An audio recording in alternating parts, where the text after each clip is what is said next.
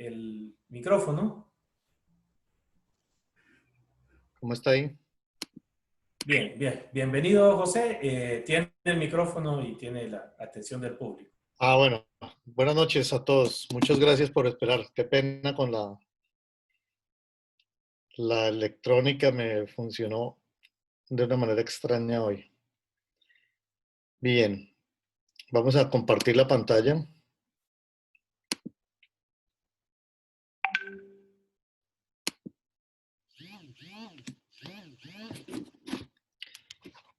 Bien, aquí tenemos la presentación.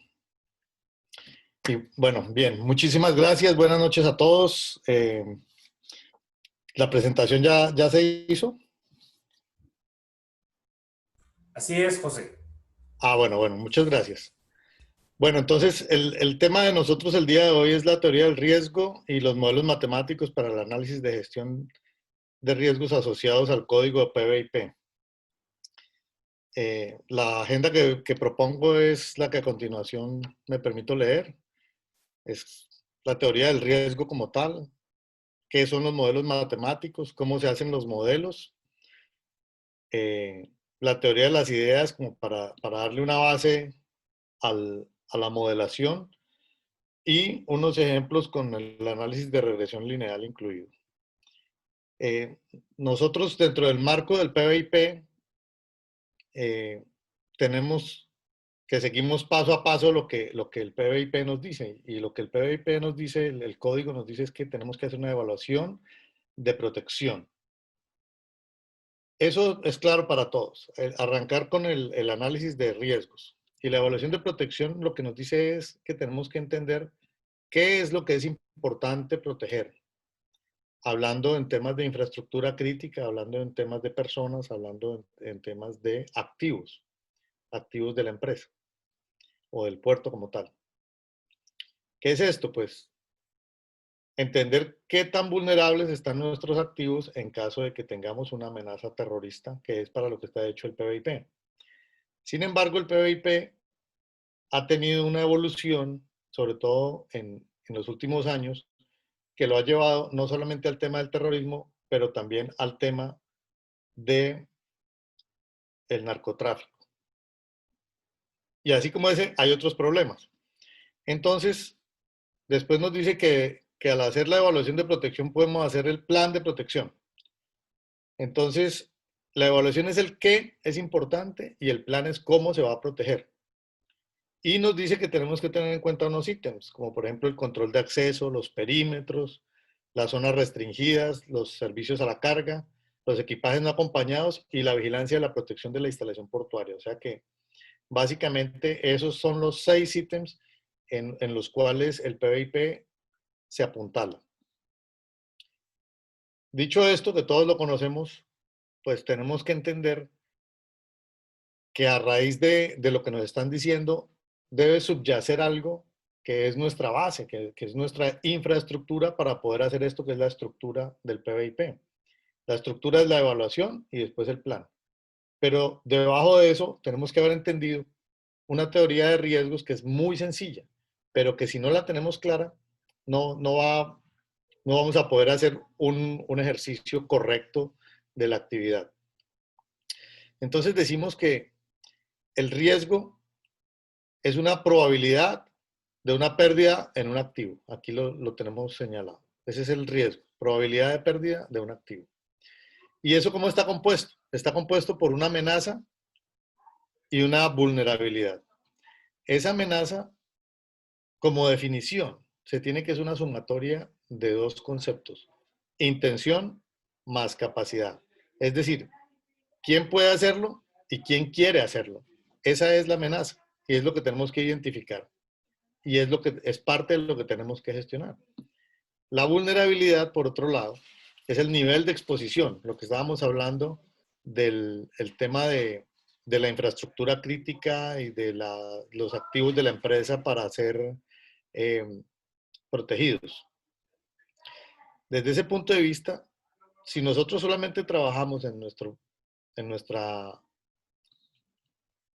evaluación de protección y en el plan de protección, solo trabajamos la vulnerabilidad, pues tenemos la mitad del riesgo todavía sin trabajar, que es la amenaza. Entonces, es donde tenemos que poner atención para hacer que ese riesgo no se nos convierta en un hecho cumplido.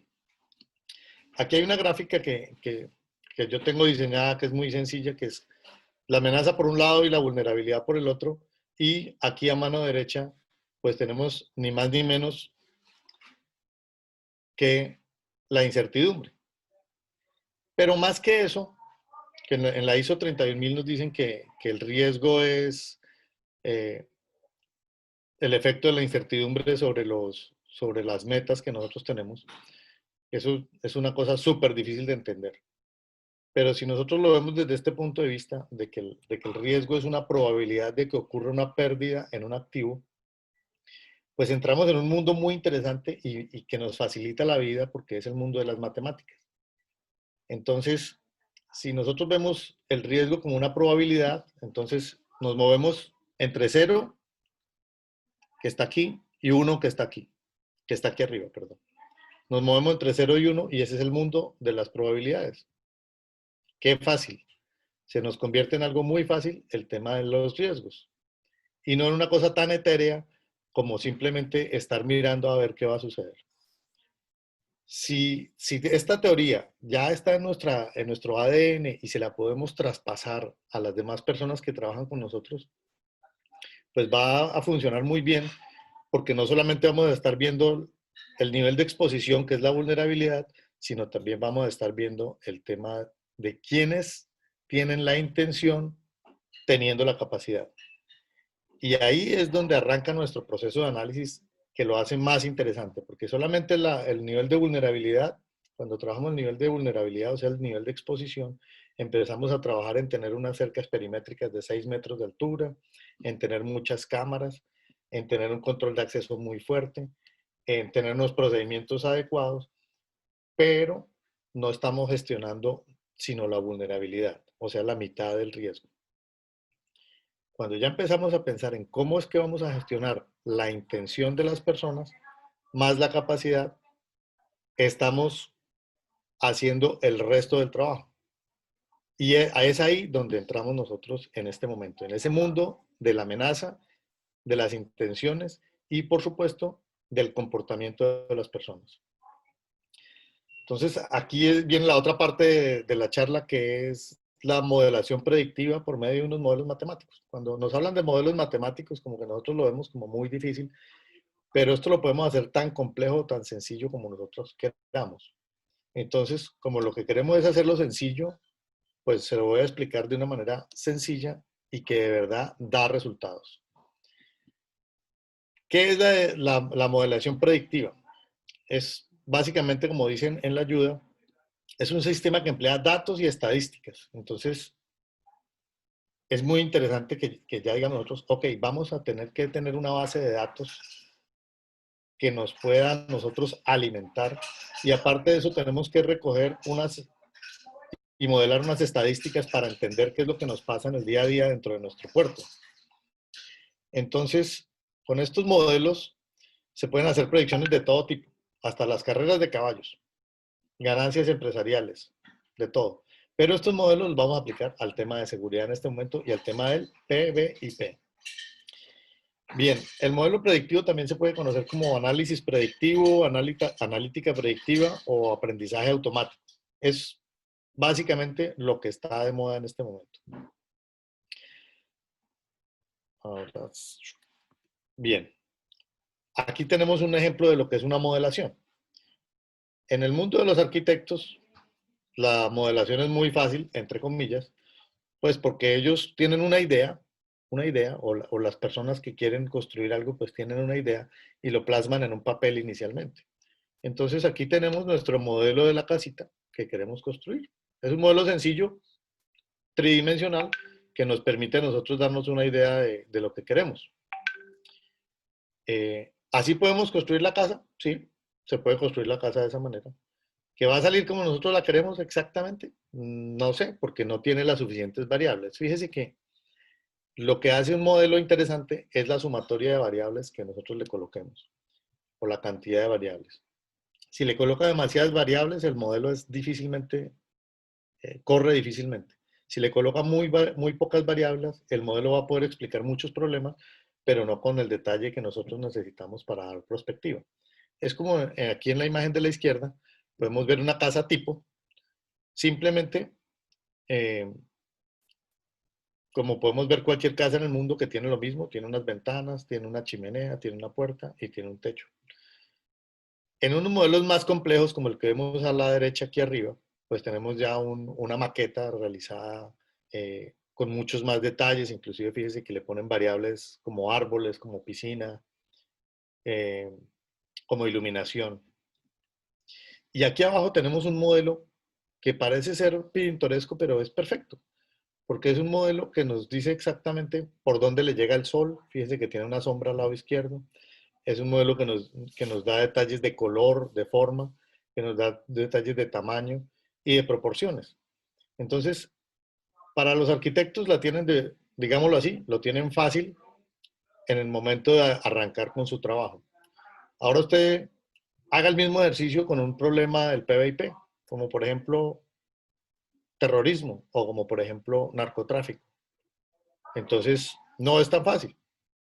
Entonces nos toca devanarnos un poquito la cabeza pensando en cómo lo vamos a hacer y la forma de hacerlo con estos modelos matemáticos nos va a mostrar un camino que realmente es fácil. Antes de arrancar con un modelo, pues tenemos que entender cuál es el problema. Si nosotros no entendemos el problema, pues difícilmente podemos construir un modelo y difícilmente ese modelo nos va a dar prospectiva. Muy difícilmente. O sea, prospectiva es que nos diga qué va a pasar en el tiempo. Que nos diga, dentro de 8 días que viene una motonave, van a contaminarla con droga. Y la modalidad va a ser un torpedo. O la modalidad va a ser abordaje, que se suben a la motonave, abren un contenedor de permanencia, le meten droga y el barco se fue. Ese modelo nos va a servir para esas predicciones. Eso es lo interesante de este modelo, que nos va a permitir eso. Entonces, la principal necesidad es la generación de datos que tengan validez para nuestro modelo. Entonces, tenemos que ser ávidos recolectores de información.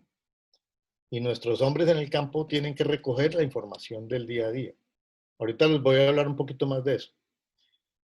Tenemos también que formular unas variables que puedan desmembrar un tipo de problema. Entonces, en el ejercicio que estábamos hablando del buque que van a contaminar, pues las variables serían el tamaño del buque, la hora de llegada, la ruta, el destino, de dónde viene. No es lo mismo ruta que destino, ¿no?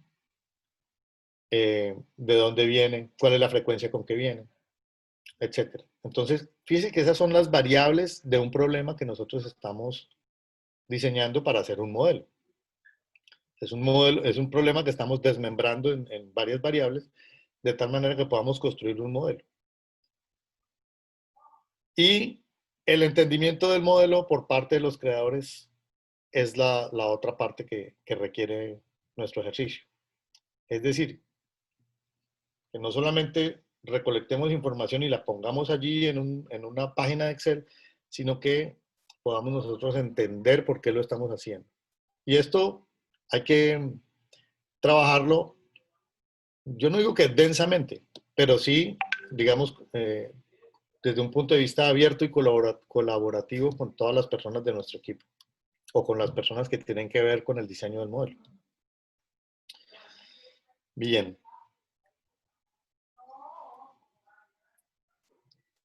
Hay una, para poder hacer la modelación hay que determinar los factores de riesgo. ¿Qué es un factor de riesgo? Es quién tiene la intención y quién tiene la capacidad. Fíjese que no estamos hablando de vulnerabilidades. No estamos hablando de una cerca alta o de una cámara o de una iluminación. Estamos hablando de personas. Entonces es ahí donde decimos, ¿todas las personas que entran al puerto pueden tener la capacidad de hacer un daño? Sí, claro. Pero ¿quiénes tienen realmente la intención? o de hacer un daño, o de hacer un hurto, o de ser un polizón y irse en un barco, o de meter sustancias prohibidas dentro del puerto. Entonces, es ahí la parte que tenemos que nosotros modelar, trabajar el tema de la intención, porque la capacidad la tienen todos. Entonces, fíjese que estos factores de riesgo que todos tienen intención y capacidad, los estamos reduciendo a los que tienen la intención. Y desde ese punto de vista, pues tenemos tres tipos, empleados, clientes y proveedores, contando que los empleados también sean usuarios. Es decir, los clientes son las personas en un puerto que generan la carga. ¿Quién es el principal cliente de un puerto? La naviera, las agencias navieras, que son los dueños de los barcos, las, las, las agencias marítimas, los armadores de los barcos son el principal cliente de un puerto. Si ellos no van al puerto, pues no hay puerto. Sencillamente no hay operación. Entonces, fíjese que ese es un cliente importantísimo y que normalmente nosotros a veces lo vemos simplemente como los clientes son los que quieren exportar o importar.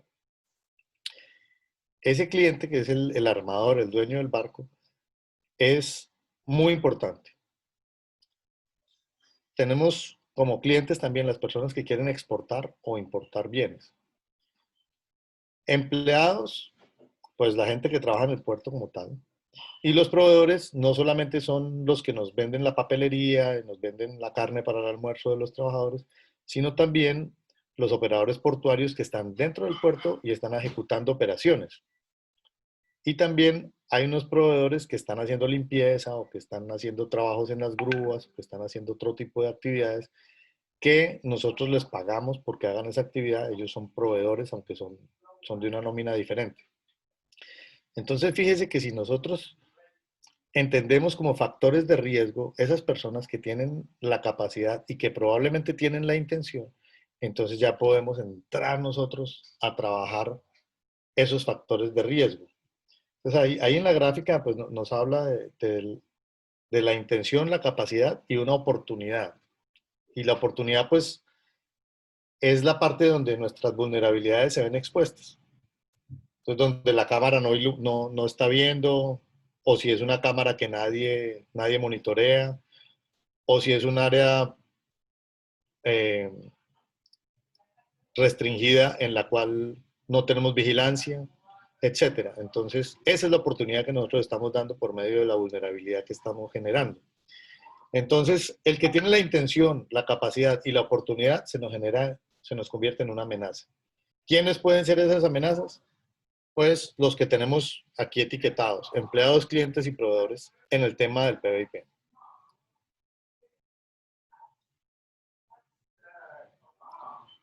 Bien, ¿qué tenemos que tener nosotros para... José, Dale la pregunta. eh, tenemos un par de preguntas que las voy a dejar al final porque son ya más general, son más estratégicas, pero vi que alguien levantó la mano hace un momento. Solo para hacerles el recordatorio de que en la parte de abajo del menú hay una opción para que emitan su pregunta. Por favor, escríbanla ahí, entonces ya José corta y procede a contestar. Continuamos, disculpada, José. Listo, gracias. No, súper, súper. Bien, entonces ya en el proceso de hacer la modelación y entender el problema, pues nosotros tenemos que saber qué es una desviación al estándar y qué es una cosa normal. Y para esto, pues tenemos que tener unos procedimientos que sean claros y sencillos. Deben estar escritos y las personas deben conocerlos y deben seguirlos.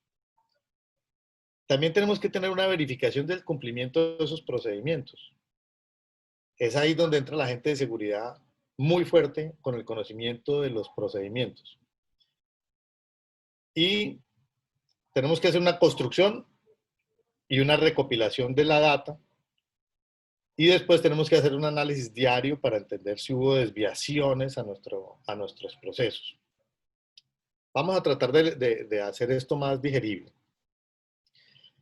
La gente que trabaja en seguridad, usualmente, Yo he ido a varios puertos, he estado en diferentes puertos en Colombia y casi en todos me he encontrado, digamos, la misma situación. Guardas, inclusive algunos armados con una pistola, con un revólver, que están parados en la puerta de la bodega.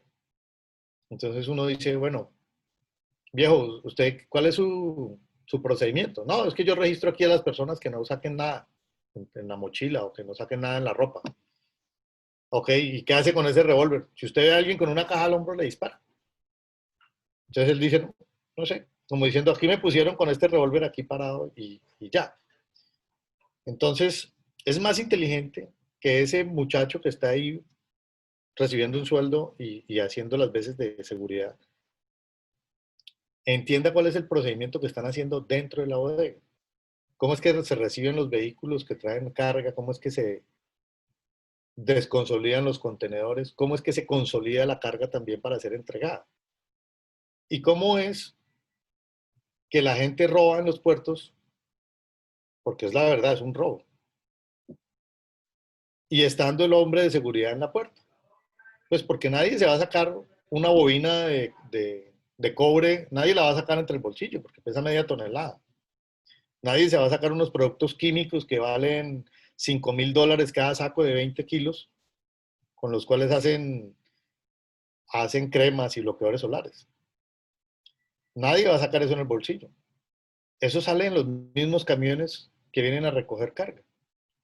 Entonces, ¿por qué la gente de los montacargas se mueve dentro de la bodega sin autorización o sin tener una actividad específica que realizar?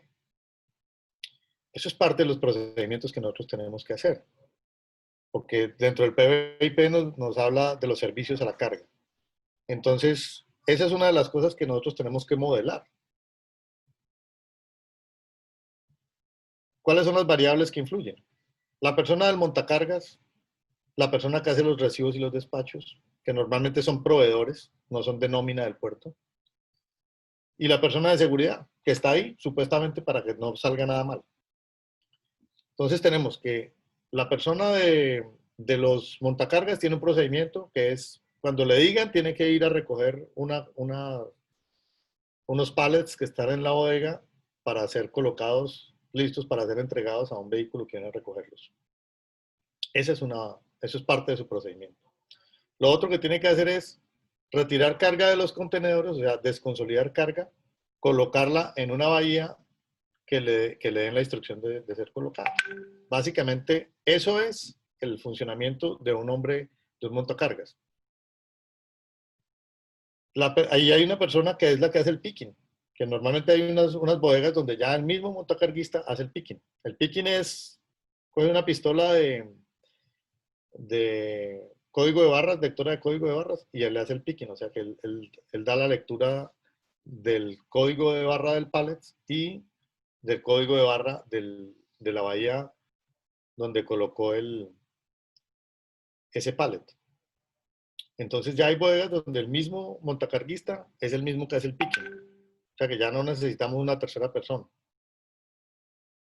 Desde ese punto de vista, hay varios montacarguistas y hay gente que participa en las operaciones de desconsolidación y hay gente que no. Entonces, si usted se fija en una cámara de una bodega, usted ve 3 personas de los montacarguistas mirando lo que están desconsolidando y uno solo que está trabajando. ¿Por qué eso pasa? Porque no hay unos procedimientos claros y sencillos. ¿Por qué no esas personas que no están participando en la operación, por qué no están en otro punto de la bodega donde no tengan que ver qué está llegando o qué se está desconsolidando? Entonces, fíjese que el hombre de seguridad debería estar verificando que ese procedimiento que está escrito de que nada más una persona que es la encargada de hacer la desconsolidación sea la que está presente en la operación y los demás estén sentados viendo televisión o estén tomando agua o jugando ajedrez en otro sitio, mientras no se requiera su presencia. El hombre de seguridad debería estar verificando eso. Debería estar verificando eso. Entonces ya tenemos procedimientos claros y sencillos. Dime, Ricardo. José, nos piden que si pudieras repetir lo del picking y en qué consiste, aunque no es específicamente protección, pero quisieran saber en qué consiste el picking, por favor. Sí, sí, sí, es muy importante. Sí, sí es un tema de protección desde el punto de vista de que si se pierde algo, a nosotros a los que nos toca investigar. El picking es que hay un código de barras que se le asigna, o una numeración que se le asigna a un pallet cuando ingresa, cuando sale del contenedor. Estamos hablando de una bodega en la cual estamos desconsolidando carga y estamos también consolidando para entregar. Entonces sacamos carga de un contenedor y ese pallet va a tener una numeración o va a tener un código de barras, y con ese código de barras, el picking es eso, cuando se lee el código de barras. Y con esa lectura del código de barras se lleva a una posición dentro de las bahías, dentro de digamos, el baroti de la bodega. El baroti es nada menos que la parte donde se coloca en la, en la línea, en la fila y en la altura en la que se coloca el pallet. Entonces, cuando usted va a consolidar o cuando va a hacer una entrega, usted también tiene que hacer un picking, que es que lee el pallet y es el pallet que coge para que el sistema lo reconozca, de que usted está entregando ese pallet que era el que estaba programado para entregarlo.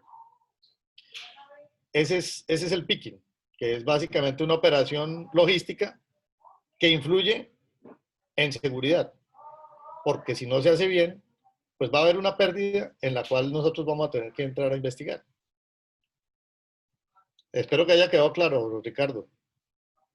Si hay duda, pues me repite la pregunta hasta que la aclaremos, no hay problema. Claro que sí, sí, ya le informé a la persona que preguntó. Okay, gracias. Bien, entonces, fíjese que estamos hablando del proceso de modelación en el que solamente llevamos dos partes, que es tener procedimientos, que la mayoría de gente los tiene, solamente es que hay que afilarlos con el lápiz, y alguien que verifique el cumplimiento, que en ese caso es el hombre de seguridad. ¿Por qué no tenemos un hombre de seguridad que conozca los procedimientos al dedillo y que los esté verificando?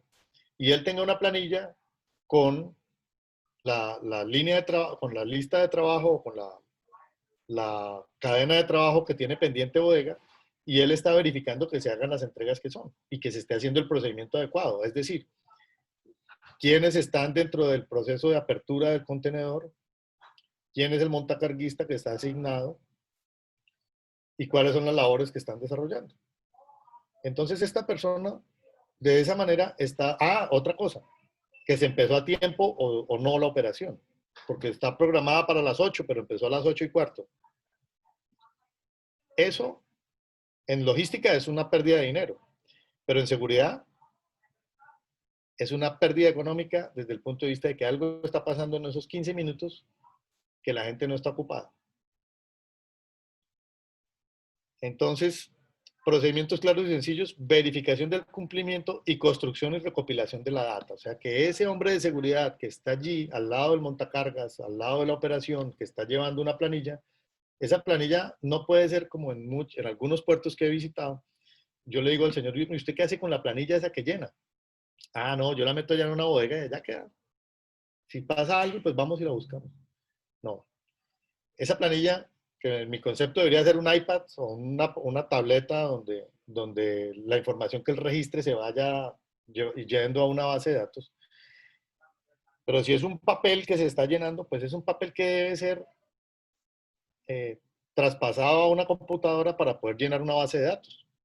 De tal manera que nosotros sepamos exactamente a qué hora empezó, a qué hora terminó la operación, quiénes fueron las personas que intervinieron, si hubo desviaciones, y esa es la otra parte del proceso de modelación. ¿Cuáles son las desviaciones que hay normalmente? Una de esas es que estaba diseñada para empezar a las 8 de la mañana y empezó a las 8:15. La persona que debería estar era Pepito Pérez en el montacargas y estaba Juanito Escorcia. ¿Por qué? Si había una programación. Entonces, desde ese punto de vista, esas son las desviaciones que ocurren. Que la policía antinarcóticos debería llegar a las 8 de la mañana y no llegó. Que el operador portuario del montacargas debería estar y no llegó. ¿Para qué sirve esa recolección de data? No solamente para el proceso de seguridad, sino también para hacerle un PQR a la policía. Uno le puede hacer un PQR a la policía como un cliente de nosotros. Entonces le decimos, oiga, mire, policía, teníamos una programación y usted dijo que llegaba a las 8 de la mañana, pero el coronel se extendió en la charla que estaba dictando en la formación de las 8 y llegaron a las 8:45. Entonces nos hizo perder 45 minutos de qué? De montacargas, de la cuadrilla, del personal de operaciones que estaba haciendo eso, y eso tiene un valor. Entonces ese es un PQR que nosotros tenemos que hacer a la policía. Así como si el operador portuario llega tarde, pues también es un PQR para él. Así como si nuestra gente no está a tiempo, también es un PQR interno. Eso parece, no, me van a decir, pero es que eso no es de seguridad. Pues claro que es de seguridad, porque usted está estudiando las desviaciones que hay a la programación. Puede que en el momento no pasó de ser un problema logístico y un incremento en el gasto que se está haciendo en el puerto. Pero en el momento en que suceda algo y usted ya tiene identificadas esas desviaciones, pues usted puede ir a esos momentos a verificar qué es lo que estaba pasando y por qué se hicieron. Ahora, esas desviaciones, más adelante vamos a ver lo que es el ruido. Esas desviaciones nos producen un ruido y nosotros decimos, ¿pasó algo malo ahí o no pasó algo malo? Es como un conductor, hablando de otro tema de otro factor de riesgo, un conductor que camine en el patio. Se paró en el sitio donde le van a cargar el contenedor, un conductor de camión externo, le da por bajarse porque tiene que ir al baño, o le da por bajarse porque quiere hablar por celular, o le da por bajarse porque quiere ir a almorzar. Y si nosotros tenemos 40 o 50 conductores por hora entrando a la instalación portuaria y tenemos 40 conductores caminando por el patio, lo que se nos genera es un ruido que nosotros podemos decir, no, es una condición de seguridad industrial. Sí, es una condición de seguridad industrial, pero también es una condición del PBIP. ¿Por qué? Porque toda esa cantidad de esos 40 conductores no sabemos si realmente están. Dale, Ricardo, qué bueno, José, otra pregunta. nos Dale. preguntan qué significa PQR. Ah, ya, muy bien. PQR es peticiones, quejas y reclamos. Es un sistema normalmente que hay en las empresas que maneja servicio al cliente para, para comunicarse con la comunidad. Es decir, si usted es alguien que tiene que ver con el puerto y no lo atendieron correctamente, usted pone una queja. O usted es una persona que quiere conocer por qué le cobraron $1,500 por el bodegaje, entonces lo que hace es una petición. Y si usted considera que le cobraron extra y la respuesta que le dieron a su petición no está bien, entonces usted hace un reclamo. Todo debe entrar por el mismo sistema. Es la forma de comunicarse, digamos, con la parte externa. Es la comunicación del puerto con la parte externa. Entonces, si usted tiene a la policía como un cliente suyo y esa policía no le cumple a usted lo que está planeado, pues usted le hace una queja a la policía. Puede que no pase nada, puede que la policía siga llegando tarde, lo que sea, pero usted tiene acumuladas sus 30 o sus 40 quejas. ¿Para qué nos sirve eso? Para entender si son desviaciones al procedimiento. ¿Qué tenemos que mejorar? Es un proceso de mejora continua. Entonces nosotros le decimos a la policía, venga, usted nos está cumpliendo nada más un 30% de lo que promete. Eh, ¿Qué lo afecta? No, es que usted está haciendo la programación a las 7 de la mañana y a esa hora los policías están desayunando. Entonces hay dos formas. O le cambiamos el horario a los policías de desayuno o hacemos la operación más tarde. Pero nosotros no podemos hacer una planeación, ellos digan que sí van a estar y a la final no procedan, porque entonces esa programación no sirve para nada. Y lo que nos está generando a nosotros es un problema administrativo enorme porque lo que estaba programado para las 7 se empieza a hacer a las 7:45, entonces lo que estaba programado para las 8 ya no se puede hacer y empieza a las 9. Vamos a terminar el día de trabajo a las 11 de la noche y eso no nos conviene a nadie. ¿Por qué? Porque las horas extras, las extensiones, los dobles turnos, todo eso es una pérdida económica para la empresa. Entonces, fíjese que desde el tema de seguridad nosotros estamos apoyando la operación.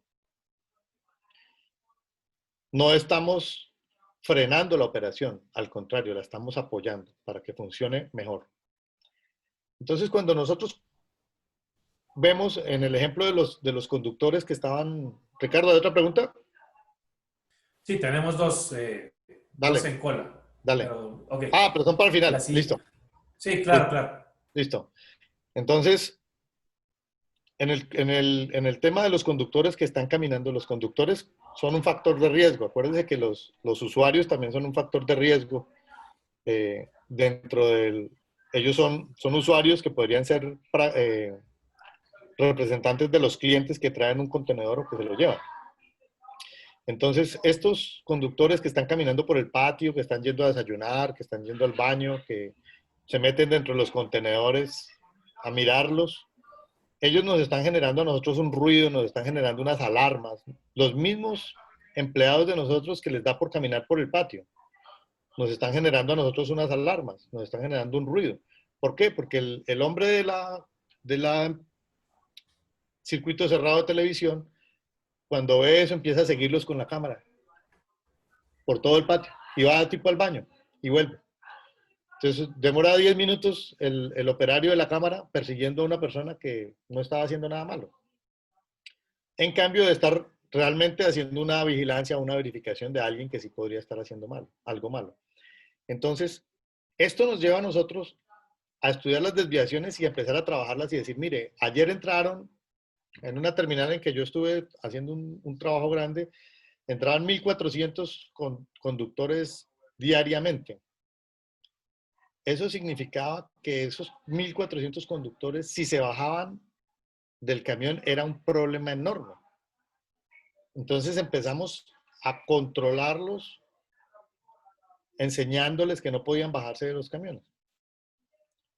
De tal manera que a la hora que se baje un conductor, él ya sabe que está haciendo algo que no puede hacer. Si lo sabe y lo hace, es porque tiene una motivación. O está que se va para el baño corriendo, o está tratando de bajar una tula con droga y meterla en un contenedor. Entonces, fíjese que de 1.400 se baja a 30 personas que se bajan del camión al día. Si nosotros estudiamos esas desviaciones y miramos quiénes son esos 30 conductores, los podemos llamar a una inducción. Entonces, señor, explíqueme usted por qué se baja del camión. No, es que pues, tenía ganas de orinar. Entonces, por favor, orine antes de entrar al puerto porque está prohibido. Otro, a la próxima vez que él mismo se vuelva a bajar del camión, ya él tiene que venir a esa capacitación, pero con el gerente de la empresa de transporte. Entonces ya no va a ser lo mismo. Mientras tanto, él no puede ingresar al puerto. Es una forma de trabajarlo y de estudiar las desviaciones que suceden diariamente.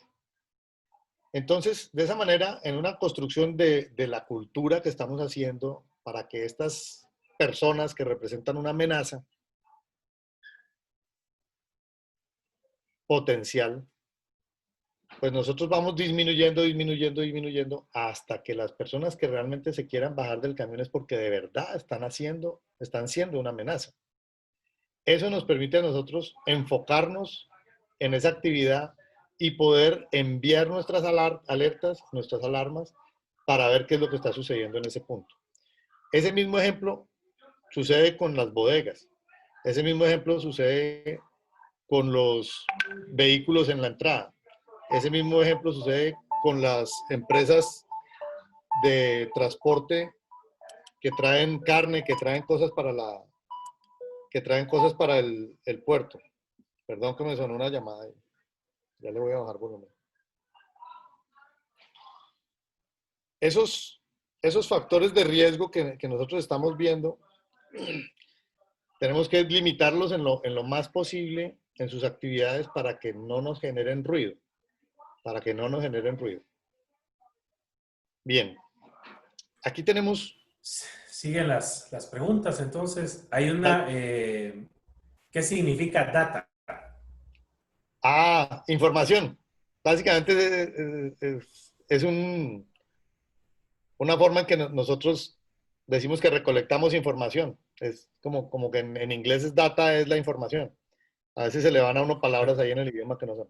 Entonces Claro, hay otro. la recopilación de data es recopilación de información del día a día, pero que nosotros tenemos que hacerlo muy bien hecho, muy bien organizado, de tal manera que digamos cuántos conductores, número de cédula, nombre, camión, empresa que representa, hora y cuál fue la excusa que él dio para bajarse del camión. Entonces, toda esa información tenemos nosotros que tenerla.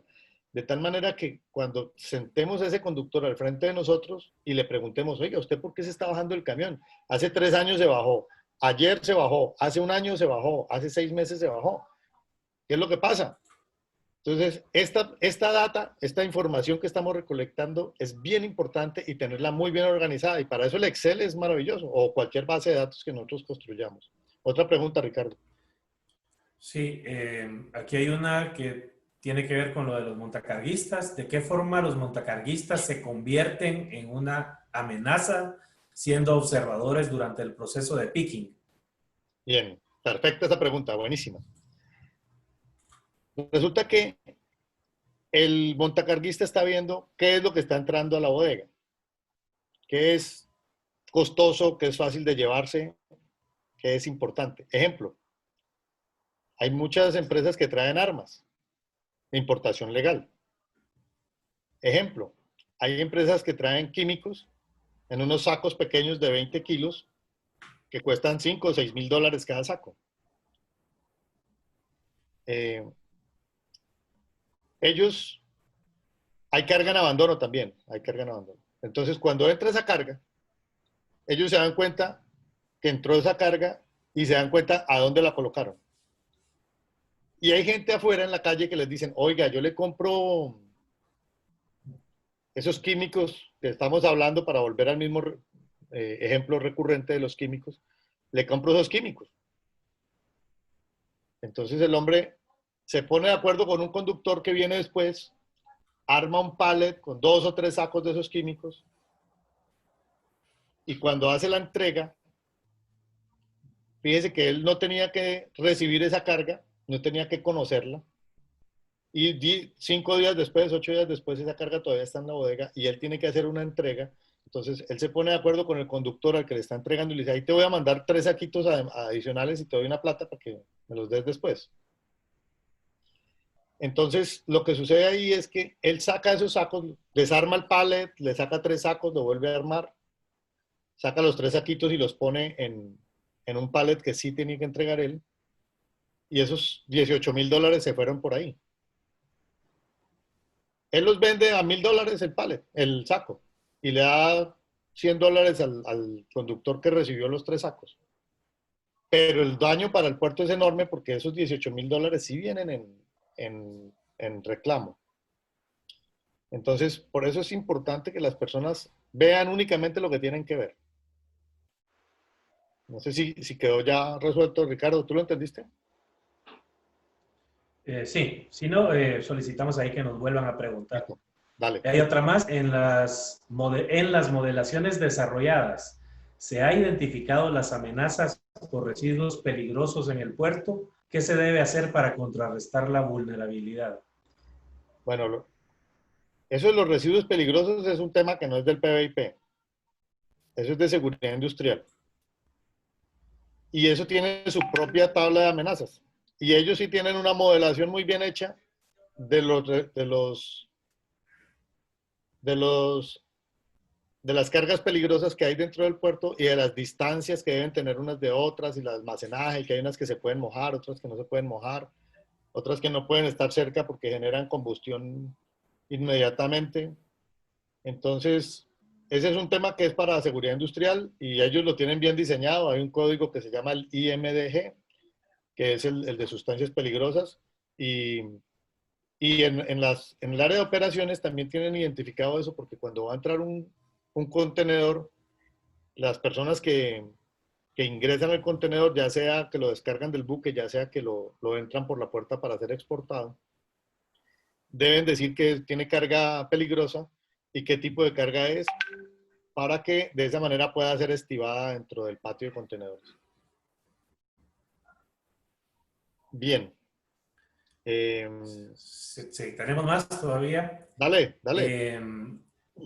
Hay un comentario de don David Tobar. El OPIP tiene un plan de seguridad, pero ahora tendrá que agregarle el punto de vista matemático. Y además se puede considerar como agregar parte del sistema de calidad. Ese es el comentario de don David. Don David tiene toda la razón.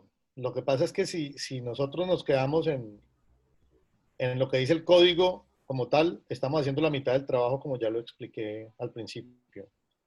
Eh, sí, la parte de calidad es importantísima, que la gente de seguridad la conozca al dedillo y la maneje súper bien, porque al final ese hombre de seguridad con una escopeta al hombro, con un revólver o sin armas, pero con un overol bastante feo generalmente, que es el que está requisando a las personas, eso debe desaparecer como tal.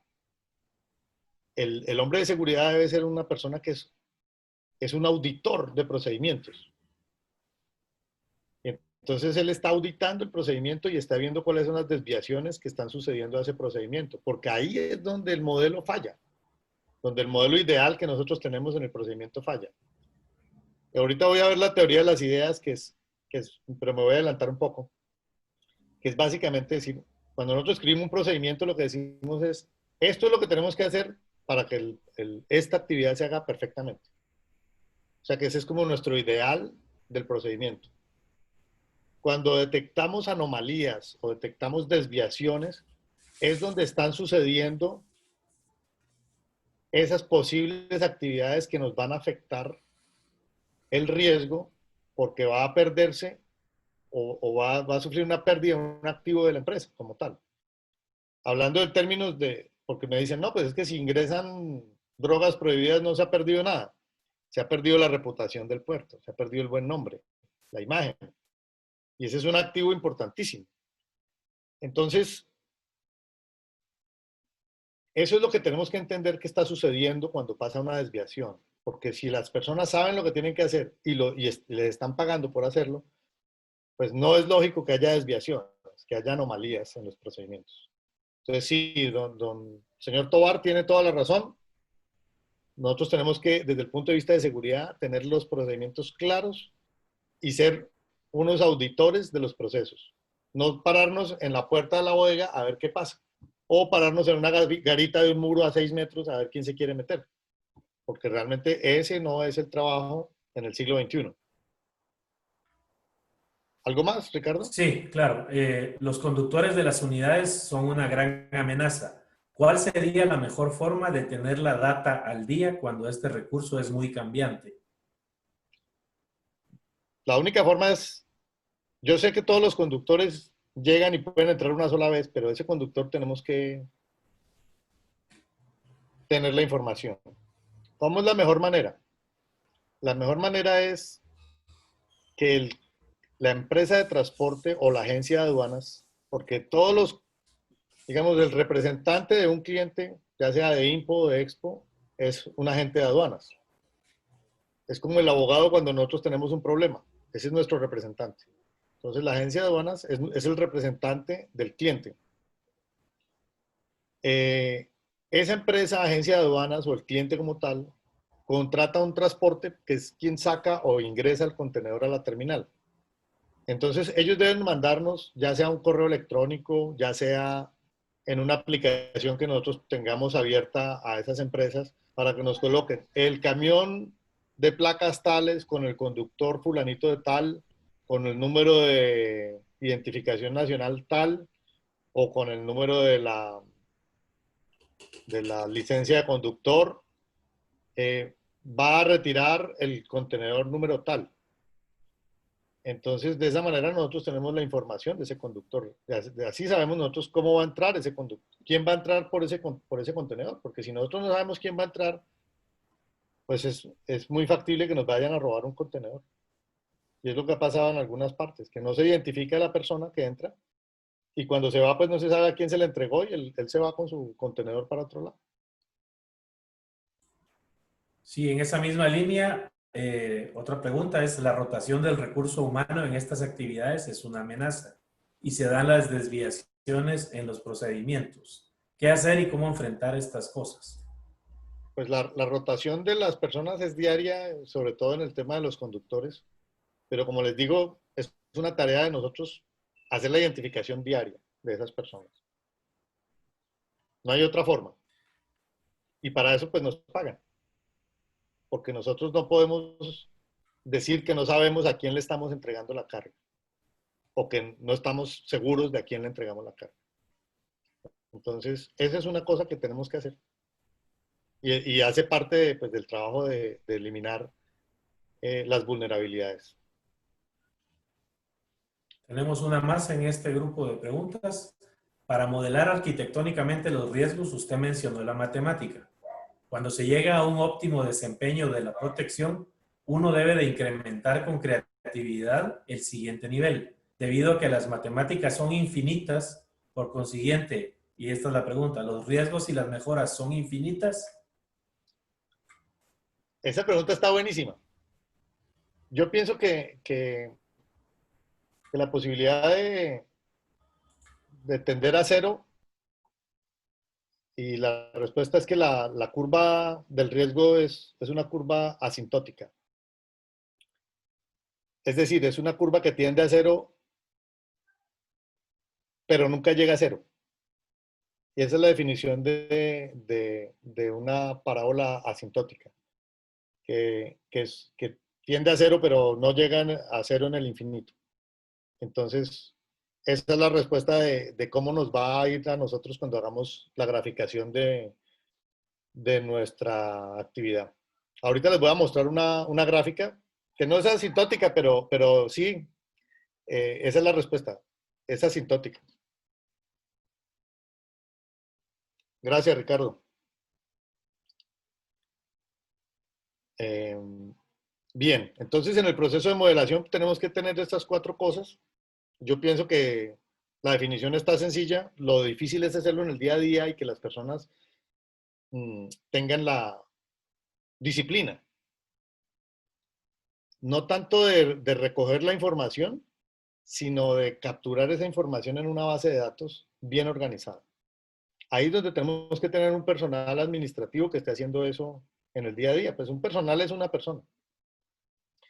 Bien, tenemos que entender también, cuando estamos entendiendo el riesgo, que hay diferentes variaciones en el mismo riesgo.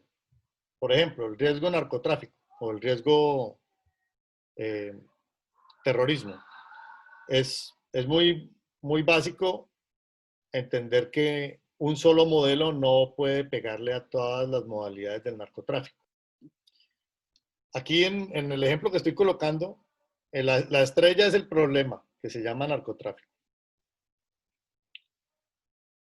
Y hay diferentes modalidades. Entonces hay conspiraciones internas, es decir, 2 o 3 empleados se ponen de acuerdo para que uno mete una tula con droga en la moto, se la entrega a otro que la guarda la tula por allá en un vestier, y ese se la entrega a otro que es el que va y la mete dentro de un contenedor. Eso es un ejemplo muy sencillo de una conspiración interna.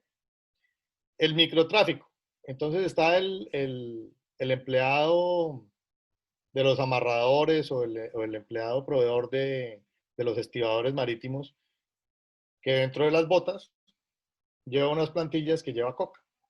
O se mete una libra de coca, un kilo de coca entre el pantalón. Es muy interesante la anécdota de que en un puerto donde yo estuve, le decían a uno, no, es que la gente de los buques son muy buenas personas y a veces ellos le regalan botas a los estibadores. Como así que les regalan botas? O sea, unos llevan ahí 20 pares de botas para regalárselo al estibador que le cayó bien. Eso no me parece como normal. Entonces nos pusimos a revisar las botas de los estibadores y resulta que en las palantillas iban como 300 gramos de coca. Entonces el hombre lo que hacía era que se subía al buque, se quitaba las botas, las entregaba y el otro le daba unas botas. Podían caerles grandes o chiquitas, él se las ponía y así se bajaba. Y estaba feliz además de que le habían regalado unas botas. Entonces, eso es microtráfico. Lo otro es también lo mismo, que se meten una libra de coca en el pantalón, 1 kilo, y van y lo suben al buque. ¿Alguna pregunta, Ricardo? Sí, existe, la pregunta es, ¿existe algún modelo de curso que permita dar el paso del seguridad vigilante al seguridad auditor de procesos? Pues sí, los cursos existen, que son los cursos de auditores que hacemos todos. Lo que pasa es que al vigilante tenemos que dejar de verlo como vigilante y más bien capacitarlo como un auditor de procesos. Un ISO 9000 está perfecto para que sea un auditor de ISO 9000 o ISO 31000 si quiere. Aunque la ISO 31000 no es certificable, pero, o también puede ser un auditor de código PIP. Pero sí, es básicamente hacer un curso de auditor y aprenderse, o no necesita aprendérselos, puede tener una copia del procedimiento en la tablilla. Y él lo que hace es que se le diseña un formato para que él lo llene. Es decir, cuando uno dice el descargue o la apertura del contenedor debe ser realizada por las siguientes personas. Debe estar presente el hombre de la agencia de aduanas, debe estar presente el hombre de operaciones y debe estar presente la autoridad si ellos quieren verificar el contenedor. Entonces el hombre de seguridad tiene unas casillas que dice, ¿está presente la autoridad? Sí. ¿Está presente el hombre de operaciones? Sí. ¿Está presente el representante de la agencia de aduanas? Sí. Entonces, de esa manera él va convirtiéndose en un auditor de ese procedimiento. Después dice el listado de las personas que intervienen. Entonces él pasa a revista. Alfredo Vargas, porque uno en la programación está quienes van a intervenir en esa operación. Entonces están 3 estibadores. Alfredo Vargas, Ricardo Serrano y Alfredo Mogollón. Y hay un cuarto. Ay, ¿usted por qué está aquí? Ah, no, es que yo estaba en otro contenedor, pero ya terminé, entonces me vine para acá. No, señor. Eso es una desviación y tiene que anotarlo ahí. Porque esa persona que no debería estar en esa operación está ahí es por algo. Porque él no queda registrado en el libro. Y cuando nos vamos a dar cuenta, él es el que se saca las cosas dentro de la ropa o es el que hace una sustracción de algo, en fin.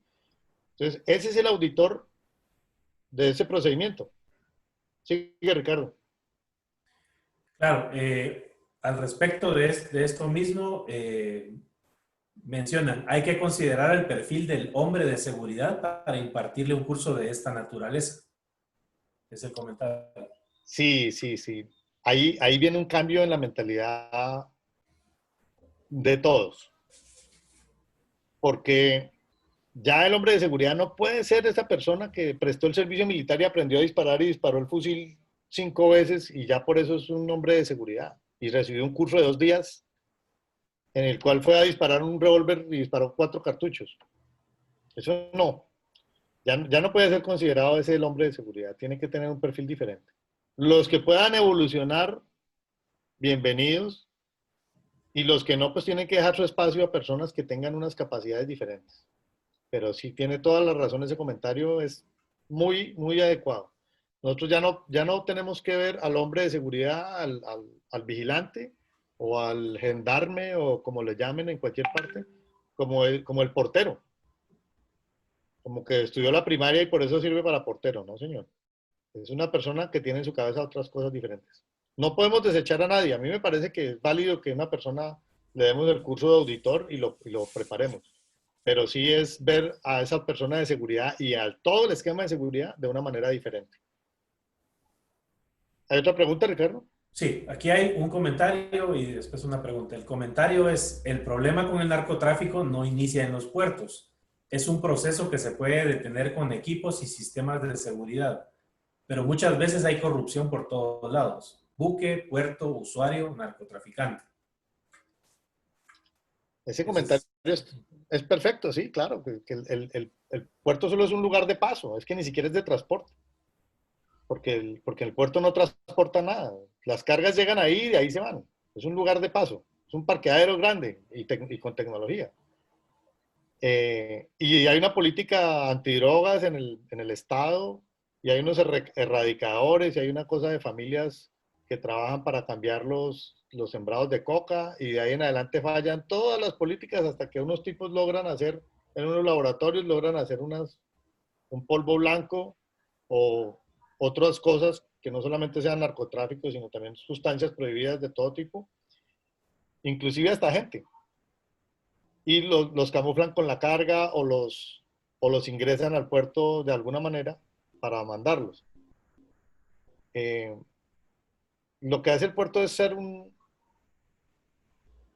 tener una política en la cual no pueda ser usado para el narcotráfico o para el terrorismo o para lo que nosotros queramos. De tal manera que el narcotraficante, el bandido, el hombre fuera de la ley, escoja otro puerto o escoja otra área o escoja otro método. Están los narcosubmarinos, están las lanchas rápidas Go Fast, están los veleros. Escoja otro método u otro puerto y se olvide el de nosotros. Digamos que si uno cuida su casa, pues está bien, cada uno tiene que cuidar su casa, cada uno tiene que hacer su parte. Entonces, ese comentario es súper adecuado y me parece correcto que nosotros cuidemos la casa para que no se nos meta ahí nadie que nosotros no queramos y que cada uno cuide lo suyo. Me parece perfecto. Claro. Una más, don Herbert López pregunta qué es arista. Como las puntas. Entonces, nosotros estamos viendo esa estrella y cada estrella es una arista. Entonces, cada estrella es un problema diferente del mismo problema.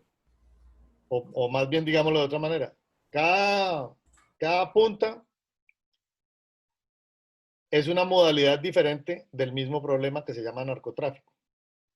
Entonces, fíjense que ahí decimos que hay conspiraciones internas y ya dimos el ejemplo. Microtráfico, ya dimos el ejemplo, el ingreso en la carga. Es una carga de bananos, por ejemplo, y dentro de las cajas de bananos meten la droga. Hay otra que se llama contaminación interna y es que a un contenedor que entró sin ningún problema, vienen dentro del puerto alguien, rompe el sello, lo abren, mete unas tulas con droga, lo cierra y pone otra vez un sello. Los buzos, pues los buzos en todas partes se están dando. Entonces vienen estas personas, se meten debajo del buque, ya sea en las cajas de mar o ya sea en las quillas de pantoque. Mucha gente le dice aletas estabilizadoras, pero las aletas estabilizadoras solamente están en los barcos cruceros, que son unas aletas grandísimas manejadas por una computadora. Y las demás son unas quillas de pantoque, así se llama, que sobresalen en la parte donde ya deja de ser vertical y empieza a ser el fondo del barco, en esa parte, en esa esquina, digámoslo así, ponen una lámina metálica que lo que hace es que al estar como a 45 grados evita que el barco se balancee mucho. Entonces, ahí lo utilizan para colocar nosotros les llamábamos torpedos, pero ahora le dicen parásitos. Entonces, como con unos ganchos, aprietan ahí con unos tornillos y así viajan los parásitos por medio mundo. El izaje es que una persona en un cayuco es una lancha de pescadores pequeñita, va con una tula con 20 kilos, 25 kilos de droga, se va por el lado de mar y desde arriba le tiran un cabito, una cuerda, él amarra la tula y desde arriba la suben, la izan. Puede ser la tripulación o puede ser un estibador marítimo que se subió y hace ese trabajo. Entonces, ocultan la tula dentro del barco o hacen el trabajo de abrir un contenedor que es una permanencia, o sea que no se mueve del buque. Ya venía de la China y va para Costa Rica. Y para en nuestro puerto el barco, pero ese contenedor no se mueve. Entonces ellos cogen esas permanencias y las contaminan. Es ahí, retomo el comentario de alguien que decía que el narcotráfico no se genera en el puerto. Claro que no. La agencia marítima, por ejemplo, tiene la información de los contenedores que son permanencias. Nadie más lo tiene. Entonces, ¿cómo hace un narcotraficante para saber qué contenedor de permanencia tiene que abrir? Tiene que tener información privilegiada. ¿Algo más, Ricardo? Sí, hay 3 preguntas. 2 de ellas te las voy a decir de una vez porque están muy relacionadas y creo que las puedes contestar al mismo tiempo. Ajá. La primera dice, pensar que el personal de seguridad debe ser los jóvenes que prestaron servicio militar es una mala práctica muy común en la empresa de hoy. El profesional de seguridad debe ser una persona muy capacitada que permita identificar lo que está por fuera de la operación para prevenir los actos delictivos. pero también sepa tomar decisiones que no choquen con la eficiencia de la operación. Hay otra pregunta que va en ese sentido también, que dice, las Fuerzas Armadas o Marinas son las que se están encargando de la seguridad de los puertos, lucha contra el narcotráfico y contrabando. ¿Podría alguien más sustituir a este servicio por el entrenamiento que reciben los militares? Bueno, esa pregunta está magnífica, porque a mí me parece que la Marina, las fuerzas militares no están para trabajar el tema del narcotráfico en los puertos. Primero que todo porque el operar un puerto marítimo es un trabajo de una empresa privada. Pues hay empresas que son del Estado también, pero es un modelo de operación diferente del que hay en una fuerza militar. Yo soy teniente coronel retirado de la Infantería de Marina de Colombia y puedo entender que sí se tiene la esencia para gestionar el riesgo, pero tiene que trabajarse mucho para cambiar un poco la mentalidad y entender que no todo es una persona armada ejecutando una actividad. Y sobre todo hay que entender el comercio exterior, porque no se trata de pararse en la puerta y decir, ábrame todos los contenedores. Hay que entender el comercio exterior y la afectación que se realiza y los costos que tienen las decisiones que se toman. En una ocasión, un coronel de la policía le dijo a la gente del puerto, en ese buque que ustedes están cargando va un contenedor con droga. Díganos cuál es y lo bajamos. No sé cuál es, pero uno de esos. Ya se habían subido 40 contenedores vacíos todos. Digo, tienen que bajarlos. Bueno, señor, listo. Digo, tienen que bajarlos porque si no son cómplices de un delito. Bueno, está bien. Si la pone de ese calibre, pues hay que hacerlo. Pues bajamos 40 contenedores, los revisaron y no había nada. Volvieron a subir 40 contenedores. ¿Cuántos movimientos fueron? 80 movimientos. ¿Ok? El puerto le pasa una cuenta de cobro al coronel de la policía. Unos $4,000, más o menos. Entonces, ¿cómo así esta cuenta de cobro de qué es? 80 movimientos que usted pidió que hiciéramos. El puerto se maneja así. No, pero ¿cómo? ¿De dónde voy a sacar yo para pagar $5,000? Pues no decía que nosotros éramos cómplices. Es que todas las decisiones implican costos, implican unas consecuencias.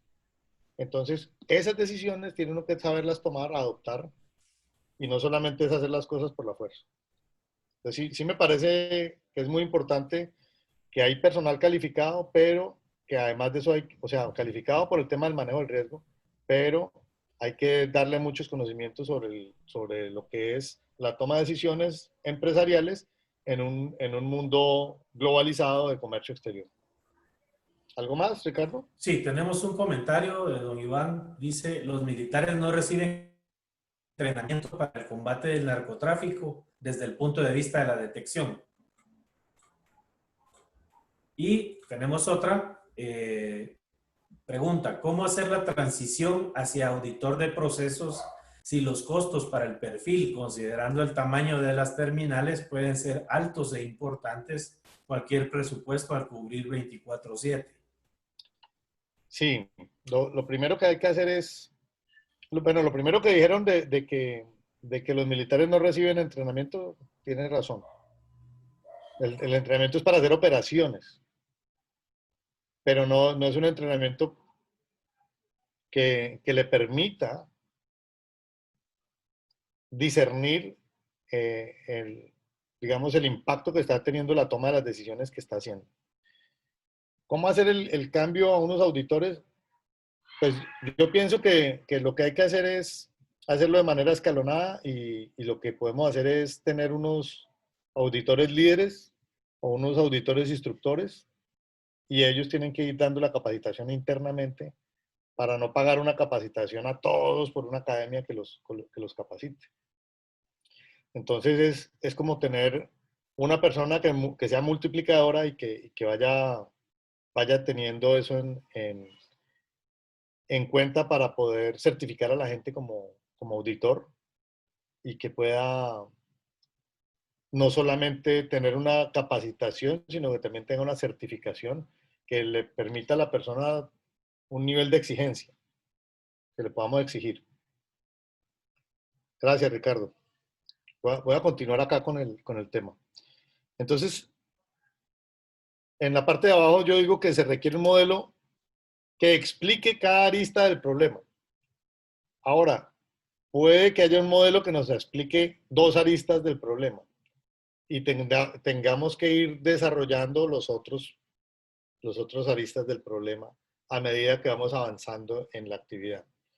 Yo recomiendo trabajar una primero, después otra, después otra, después otra, y no tratar de hacer un supermodelo que nos explique todo, porque no va a ser posible, no va a ser posible. Entonces, son varios modelos que vamos construyendo y a veces hay modelos que utilizan una misma variable en todos. Entonces, es muy bueno porque si ya tenemos construida la información que estamos sacando de una base de datos, pues nos va a proveer esa información. Bien, ¿cómo se construye el modelo? Y aquí es donde viene una cosa muy importante de entender y la única forma que yo tengo de explicarlo es hablar de un señor que vivió hace muchos siglos, que era Platón. Eh, Platón explicaba que había un mundo ideal y había un mundo real. Entonces, en el mundo ideal estaban las ideas. Y en esas ideas estaba, digamos, el arquetipo. Cuando hablamos de arquetipo es como decir el molde, el modelo original. Entonces usted tenía una idea de lo que era un caballo. Entonces, en ese mundo ideal estaba el arquetipo del caballo. Digamos que yo puse ahí lo que es mi idea de un caballo arquetípico, o sea, el modelo por el cual se deben regir todos. No estoy hablando del color, estoy hablando de que la crin, las patas, el cuello, la cabeza, la distancia entre los ojos, todo eso hace parte del arquetipo, o sea, del molde original. Y nosotros vamos por la calle y nos podemos encontrar con este modelo de caballo. Entonces, así decía Platón que existían dos mundos, el mundo de las ideas y el mundo real. Entonces, nosotros cuando construimos un procedimiento de una operación, construimos un mundo ideal de cómo serían las cosas. Y cuando vamos a la realidad, nos encontramos con nuestro caballo aquí de la derecha. Retardados, gente diferente a la que iba a participar en la actividad, no estaba el sello, la máquina no llegó a tiempo, nuestro caballo de la derecha. Y nosotros tenemos que tender a nuestro caballo de la izquierda, que la gente llegue a tiempo, que están los que deben ser, que no haya gente adicional, que la máquina está funcionando y el operador es bueno, que están las autoridades respectivas, etc. Ese es nuestro modelo ideal. Entonces, ahí en palabras escribo que las ideas son los modelos de las empresas o de los asociados de negocio y los procedimientos. También cuando tenemos una empresa que le hemos hecho muchos PQRs, entonces nosotros decimos una empresa ideal es una empresa que pues sí puede tener unas desviaciones en sus procedimientos, pero no son muy recurrentes. Pero es una empresa que siempre tiene mucha rotación de gente, que tiene un mal ambiente de trabajo, es una empresa que se retarda mucho la gente en llegar, hay unos que no llegan, se reportan enfermos, hay otros que piden cambios de turno muy seguido. Entonces, esa es la empresa que nosotros estamos viendo como el caballo de la derecha. Entonces, ¿qué es lo que le está pasando a esa empresa? ¿Será que es que la gente la tiene en intimidad? ¿Será que es que piden cambios de turno porque hay un tipo que quiere hacer una vuelta en determinada hora específica? Cosas por el estilo. Hay un ejemplo que suena a que no pasa, pero sí pasa. Entonces, por ejemplo, teníamos una empresa que íbamos a abrir un contenedor y se retardaba todo el mundo. No llegaban, había un problema ahí con la gente, ¿no? Que se dañó el montacargas, que tenemos que cambiarlo, etcétera. Y lo que pasa es que estaban esperando era que llegara el policía adecuado a hacer la inspección. O sea, cuando que cambiaron el turno. Eh, Suena raro, pero es matemático. Cuando hay esos problemas, cuando hay esas desviaciones al procedimiento, algo está pasando. Entonces lo que hacían era, esa empresa que era recurrente en ese tipo de situaciones, que se pasaban el turno y me cambiaban al policía que hacía la inspección, entonces empezamos a ver que era el mismo policía el que caía en las inspecciones del nuevo turno. Entonces ya ustedes pueden sacar sus conclusiones. Entonces, como digo ahí, es que la intención es detectar las desviaciones que se dan en los procedimientos o en la conformación de los asociados de negocio. Esto con el objetivo de reducir la incertidumbre. Cuando nosotros, ¿qué es lo que estará pasando? ¿Qué pasa con esa empresa? Y encontramos, no, es que me cambiaron al policía porque cambió el turno y vea que era el mismo de la otra vez que pasó el mismo problema, fue el mismo policía el que llegó a la inspección. Entonces, algo está pasando ahí. Ahí se reduce la incertidumbre. Ya no tenemos incertidumbre, ya la tenemos clara. Ya tenemos claro lo que está pasando. Bien, ¿cuáles son las variables? Las variables que nos forman nuestro modelo. Son elementos de identidad del riesgo. Es decir, que un riesgo tiene que tener una identidad propia. Entonces, es aquí cuando nosotros decimos microtráfico. Esa es la identidad del riesgo como tal. El riesgo es narcotráfico y tenemos un elemento que es microtráfico. Cada riesgo tiene sus propios componentes. Entonces, el microtráfico tiene unos componentes. Horas de operación nocturna, asociados de negocio que son proveedores, eh, personas que entran en grupo para crear congestión al ingreso y que no los puedan revisar. Personas que usan el uniforme demasiado grande. Yo veía unos estibadores que tenían el uniforme 5 tallas más grandes que las de él. Y yo, sí, ¿por qué? ¿Será porque hay mucho calor, entonces a ellos les gusta tener la ropa ancha? No, no, pues no sea tan buena gente. Es que usan esos uniformes tan grandes para poder guardar cosas y que no se den cuenta. Entonces, fíjense, uniformes grandes, gente que entra en cantidades al mismo tiempo para generar un pico operativo en el control de acceso, operación en el muelle, cambio de botas. Entonces, fíjese que son componentes de microtráfico. Esas son componentes de microtráfico. Fíjese que en conspiración interna no necesitan eso, o en ISAGE no necesitan eso, y para los buzos tampoco. Entonces, fíjese que cada uno necesita unos componentes adicionales. Entonces, esos, aquí en la segunda línea que estamos viendo, dice, cada riesgo tiene sus componentes, sus propios componentes. Así es. Entonces, ahí es donde estamos generando nosotros un modelo. Fíjese que ya les estoy hablando de un modelo para esa cosa, un modelo para el izaje. Entonces, el izaje normalmente es de noche, el izaje normalmente es con pescadores, no va a ser una lancha de motor que se nos acerque, es un tipo de remo. El izaje normalmente se hace del lado de mar, donde no hay buena iluminación. Entonces son esos componentes los que nosotros tenemos que ir restando. Entonces quitemos los pescadores, pongamos una cámara, porque usted dice, no, iluminemos. Ilumine un buque de 300 metros de lado. Está complejo. Entonces ponga más bien una cámara infrarroja que mire hacia ese lado. Y de esa manera vamos gestionando esos riesgos. Ponga a pasar la lancha de seguridad, rondas cada 10 minutos. Son cosas que puede ir haciendo para gestionar ese riesgo. Cada modelo debe explicar un riesgo o una arista del riesgo. Volvemos a la palabra arista. Entonces, cada modelo debe explicar un riesgo o una arista del riesgo, de tal manera que nosotros no pensemos que tenemos un solo modelo que nos explique todo. No hay una droga que te quite todos los males. Hay una droga que es para el dolor de cabeza, otra que es para el dolor de la espalda, otra que es para el dolor de rodilla. hay una droga para que le quita los síntomas de la gripa y hay otra que le quita el tema de, no sé, el reflujo.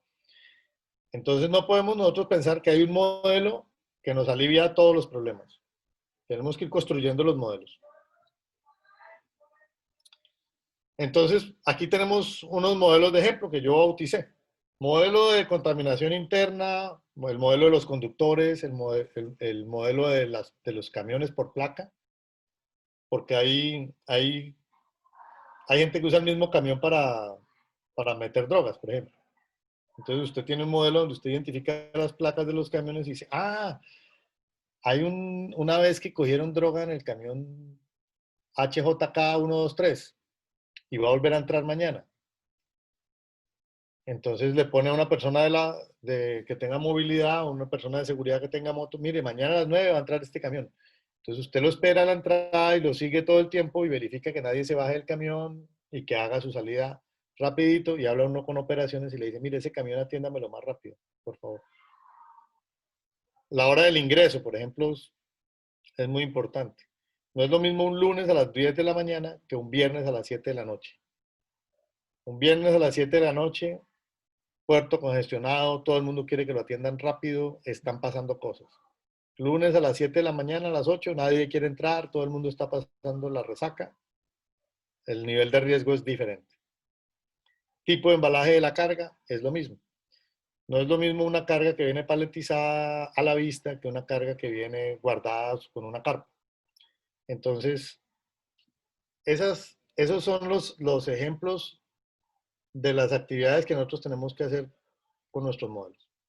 Aquí ya estamos terminando, afortunadamente, para los que ya tienen que irse a comer. En la modelación hay que hacer un análisis de regresión lineal en lo posible o utilizar otras herramientas. Yo digo análisis de regresión lineal porque me ha funcionado muy bien. Fíjense que aquí tenemos un diagrama muy sencillo de entender, donde yo digo cuál es la cantidad de alertas que estoy teniendo y en los días cómo me está dando. Entonces, por ejemplo, cuando empecé a desarrollar estos modelos, yo empecé con unas 15 alertas diarias de contenedores. Hablemos solo del tema de narcotráfico en contenedores para ese problema. Entonces, me decían, ustedes pueden ver ahí en la graficación, entonces yo pongo un día hubo 5, en el otro hubo 8, en el otro hubo 10, en el otro hubo 15, fíjese, en el tiempo. Entonces, lo que hace uno es que traza una media, no es una media, es una regresión lineal, es decir, que le traza una media a la dispersión de esos puntos, porque si usted mira gráficamente esos puntos, pues no le dicen nada. Entonces usted dice, bueno, pero ¿cuál es mi media de lo que he hecho? O sea, que esa dispersión, ¿cómo está organizada?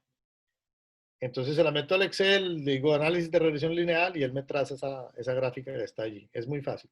Entonces yo digo, bueno, mi media es que estoy teniendo los lunes, por decir algo, estoy teniendo 8 alertas, los viernes estoy teniendo 11 alertas. O lo que puedo decir es que las alertas que han pegado, es decir, que yo digo, miren este contenedor y sale con droga, son 5, después son 8, después son 20. Entonces, es como usted quiera verlo. Ricardo, ¿hay una pregunta? Sí, tenemos un comentario que es las desviaciones en seguridad es una acción de estar como muy alerta. Aquí es una idea mal y seguro acertarás en tu idea. Las aristas deben de tener un sinfín de acciones hasta llegar a la amenaza.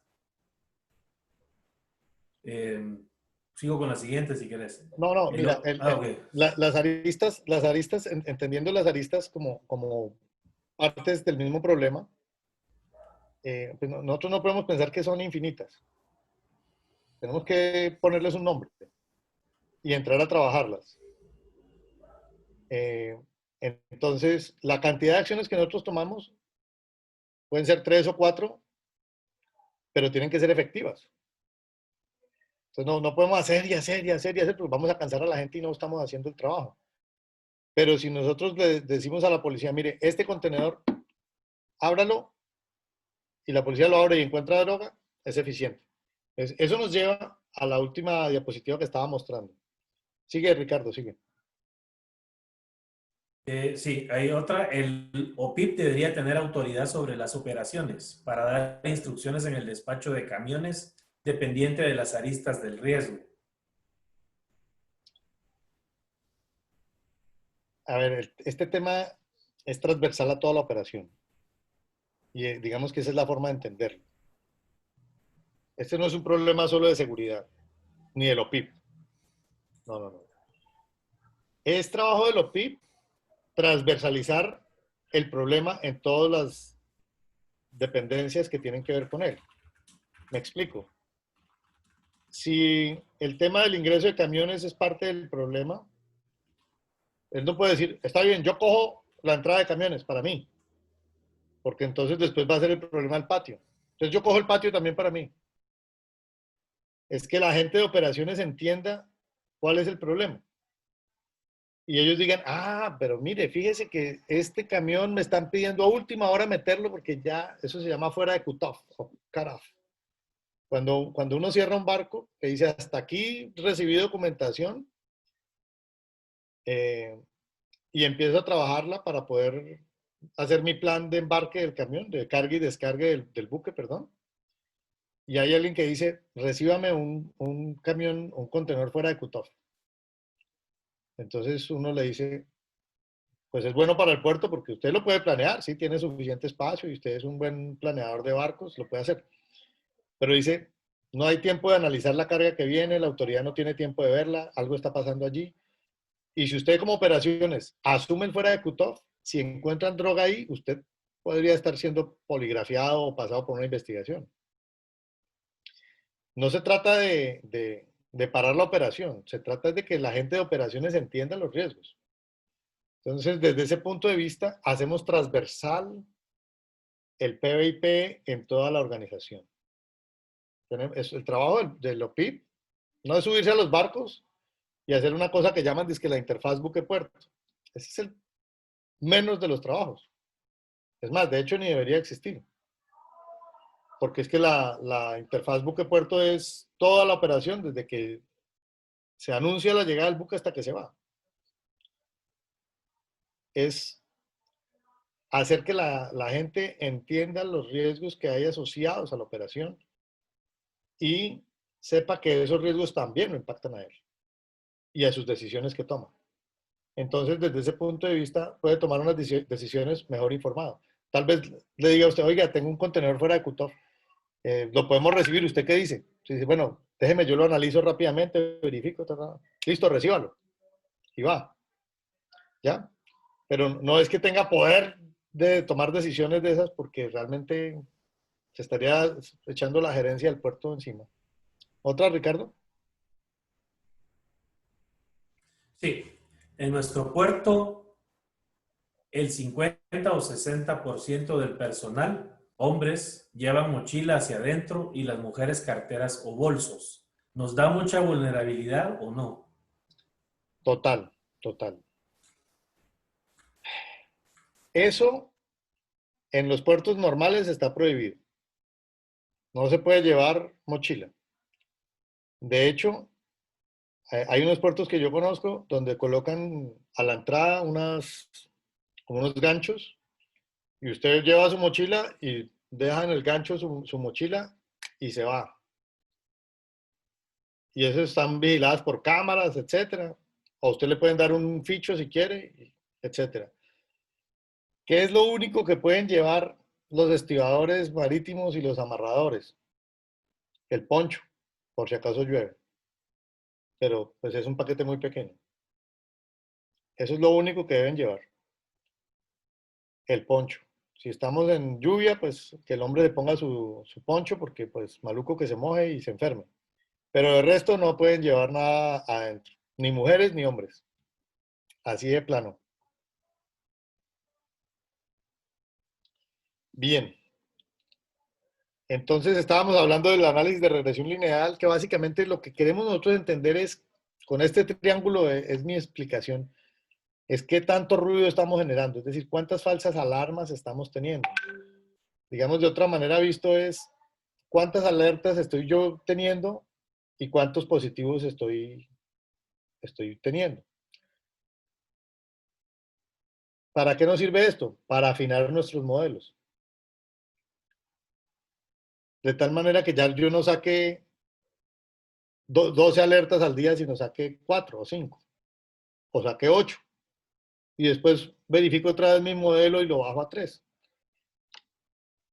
Esto es muy importante entenderlo desde el punto de vista de las inspecciones que se hacen a los contenedores. Cuando un contenedor es abierto por la policía antinarcóticos o por la autoridad, implica hacer unas remociones en el patio de contenedores, llevarlo a una plataforma donde se hace la inspección y devolverlo.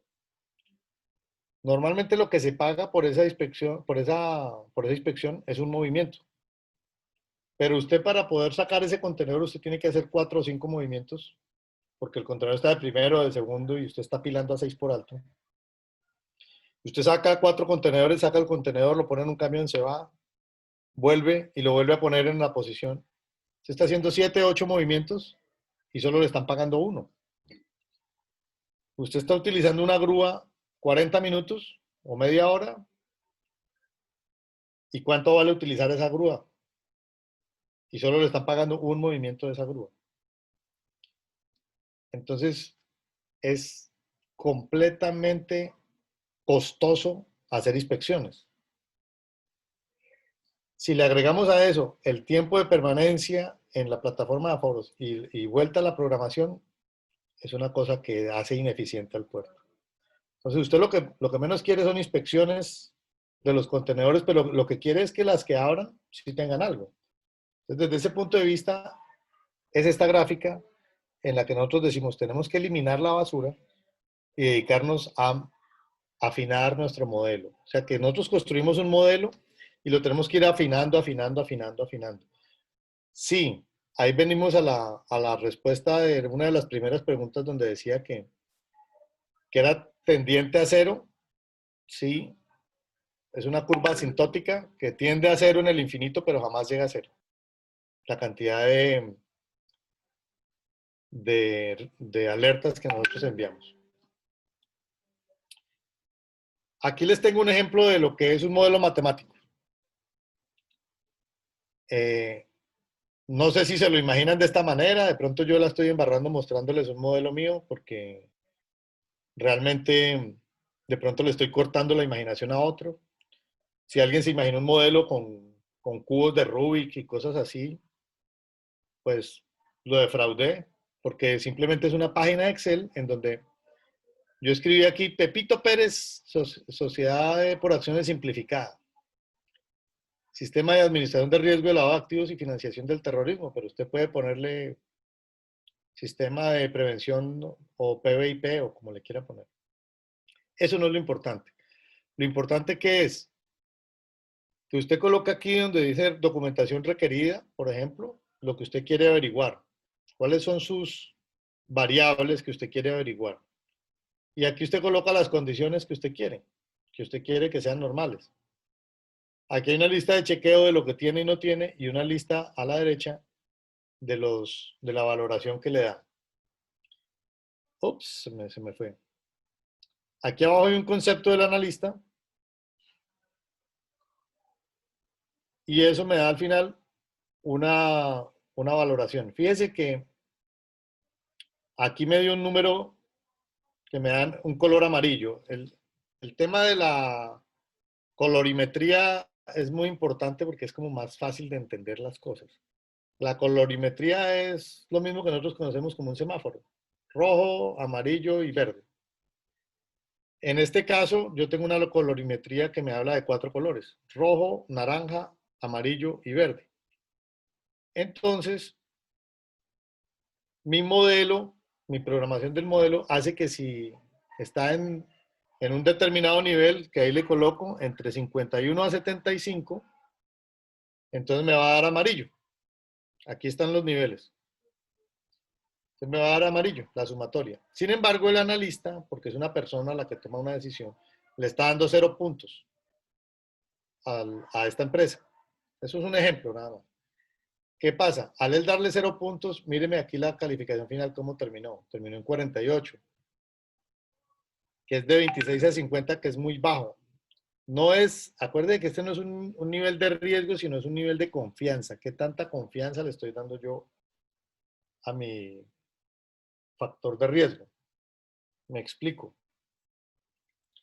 Si este modelo fuera para conductores, factor de riesgo conductor, entonces yo colocaría ahí empresas para la que trabaja, si la empresa es reconocida, si no es tan reconocida, si es una empresa pirata. Si tiene multas, porque yo lo puedo identificar por internet, puedo verificar si ese conductor tiene multas, cuántos años tiene trabajando con esa empresa, si ha tenido temas de narcotráfico, si ha tenido, si es convicto, si ha sido convicto, etcétera. Entonces yo puedo darle una valoración y puedo decir, ese conductor para mí tiene 70% de confianza, o tiene el 40% de confianza, o tiene el 25% de confianza. Si tiene el 25%, yo tengo que tomar unas acciones con esa persona. Entonces ahí es donde yo digo, es que va a entrar el conductor Pepito Pérez y ese tipo no me da buena espina, para nada. Entonces lo que hago es que digo, bien, una de mis acciones es, cuando entre el camión, lo pongo en un sitio donde no me genere tráfico pesado y le mando una persona para que le haga una inspección al camión. Ya, buscándole caletas, porque a veces en el tanque del combustible, ese adicional, usted lo abre y no es un tanque de combustible, sino es una caleta y tienen ahí cosas. O debajo de la estructura o cosas así. Entonces me le dedico media hora al tipo. Eh, no le encontré nada. Bueno, entonces llamo a uno de los hombres de seguridad que va en moto y le dice, no se le despegue ese camión. Entonces fíjese que esa actividad no se está haciendo con los 1.400 conductores que están entrando en el día a día. Se está haciendo usted con uno o con dos conductores en el día. Digamos que la operación no es tan alta, digamos que son 200 conductores al día. Lo hace usted con uno en el día. Fíjese que usted está ahorrando recursos económicos, porque si no usted estaría teniendo un tipo en moto detrás de cada conductor. Entonces tendría 3 o 5 motos, el combustible, la gente, etcétera. Entonces usted tiene una base de datos de sus conductores y dice, conductores, ese está en 70% de confianza. Ok, puede que aleatoriamente le hagamos una revisión y sigue. No necesitamos hacerle revisión a todos, ni todo el tiempo. Entonces fíjese que nos sirve para ahorrar recursos. Porque habrá gente que dice, no, entonces yo con esto tengo que contratar 10 personas más para que anden en moto, uno de cada conductor. No, no se necesita. Es nada más para los que nosotros tengamos que hacer una acción adicional. Si el conductor me da de 0 a 25, yo no le puedo decir no entra al puerto, porque le estaría negando el derecho al trabajo, me ponen una demanda y la voy a perder. Entonces lo que hago es que tomo unas acciones adicionales con ese conductor. Entonces fíjese que con este modelo me sirve para tomar decisiones. Si este modelo es de empresas, entonces yo tomo la información que aparece en mi ejemplo. Certificado de existencia y representación legal, tiene un acta de visita y registro fotográfico por parte de nosotros o no, llenó el formato de conocimiento del cliente, entonces está diligenciado totalmente, aplica la ley de habeas data, cumple los estándares de seguridad y salud en el trabajo, tiene certificaciones, tiene vinculación a gremios relacionados con su actividad. Estamos hablando aquí de este ítem. Y eso pues me va dando una calificación de este tercero o de este cliente. Entonces fíjese que estos modelos los podemos aplicar a diferentes factores de riesgo, entendidos como clientes, proveedores, empleados y usuarios. En el usuario metemos a los conductores. Pero si lo queremos meter dentro de los clientes, pues los ponemos ahí. Dentro de los usuarios están las agencias de aduanas, están las empresas de transporte, están los operadores portuarios. Y para todos tenemos que tener nosotros esta actividad. Claro, eso no se hace de la noche a la mañana, ni se hace tan fácil. Pero sí es una línea de trabajo que nosotros tenemos que seguir. Yo trabajé en un puerto que tenía 93.000 clientes. Los 93.000 clientes tenían un modelo como este desarrollado. ¿En cuánto tiempo se hizo? En 10 años. Pero los 93.000 lo tenían. Ahora, usted puede decir, mi base de datos es de 93.000 clientes o de 20.000. pero yo solamente voy a dedicarme a los que han tenido operaciones los últimos 6 meses. Entonces usted coge esos 2.000 clientes, 200 que han tenido operaciones los últimos 6 meses y a eso les aplica el modelo. Eso es la forma de ir trabajando. Si entra uno nuevo, cada vez que va entrando uno nuevo, uno lo va haciendo. Entonces, de esa manera, pues no tiene que echarse toda la carga de trabajo al hombro. Por ejemplo, con las empresas de transporte. Empresas de transporte en Colombia hay, pero una cantidad de empresas de transporte espeluznante. Digamos, teníamos 800 empresas de transporte identificadas. Pero uno pone una pelada de las de servicio, de servicio al cliente o lo que sea, le dice, sáqueme el listado de las empresas de transporte que han entrado los últimos 6 meses. Entonces, de las 800 que tenemos, me salen 50. De esas 50, podemos decir, las que han entrado los últimos 2 meses, me van a salir 15. Bueno, a esas 15 les corro mi modelo. Entonces, fíjense que es una actividad que nosotros tenemos que ir haciendo paulatinamente, que nos va a funcionar y que en la medida en que nosotros vamos tomándole el gusto a hacerlo, eso va a ser una cosa súper eficiente. Hasta ahí tengo mi presentación y pues quiero decirles que muchas gracias por los que sobrevivieron a la presentación. Ricardo, te cedo la palabra. Gracias. Tenemos 3 preguntas, 4 preguntas. Dale. Dos están relacionadas con escáneres de contenedores. Un espectador anónimo pregunta, ¿podría haber un avance tecnológico que minimice el tiempo de inspección? Como un escáner que sin tener que abrir el contenedor y de forma rápida lo inspeccione. Sí, ya lo hay y hay muchos. Eh, los contenedores inclusive no tienen que parar, el camión puede seguir andando a medida que pasa por el escáner y no toma más de 2 minutos hacer ese escáner. Lo que es importante no es el escáner, sino la persona que lee digamos, la radiografía que le hace el aparato al contenedor. Desde ese punto de vista, mi sugerencia es que ese análisis lo hagan las autoridades y lo haga más de una autoridad, no solamente una persona. Sí, Sí, la siguiente está relacionada y dice, ¿qué tan seguros son los escáneres de contenedor al momento del monitoreo? bueno, esa experiencia es muy interesante porque hay de todo.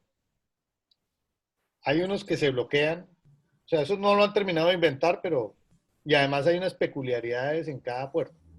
Entonces, por ejemplo, están que usted tiene seteado su escáner de contenedores para 40 pies, porque usted tiene que estar emitiendo rayos X a 40 pies. Pero resulta que el contenedor es de 20 pies. Entonces, ¿cómo hace para entender eso antes de que pase el contenedor? Porque no puede estar irradiando, porque va a salir una radiografía mala. Y esos son trucos que van aprendiendo las personas a partir de la operación, pero solo es como anecdotario. ¿Qué tan eficientes son? Son muy eficientes, pero la eficiencia está en el ojo de la persona que analiza. Eh, sobre todo que, digamos, tiene muchas herramientas para entender si lo que hay ahí es algo orgánico o inorgánico. O sea, usted puede saber si es un tubo metálico o si son piñas. La droga como tal es una cosa orgánica. Entonces, si usted encuentra piñas, las piñas tienen una densidad y son orgánicas. Y la droga es orgánica y también tiene una densidad. Entonces usted va a detectar una diferencia de densidad en las piñas que está viendo.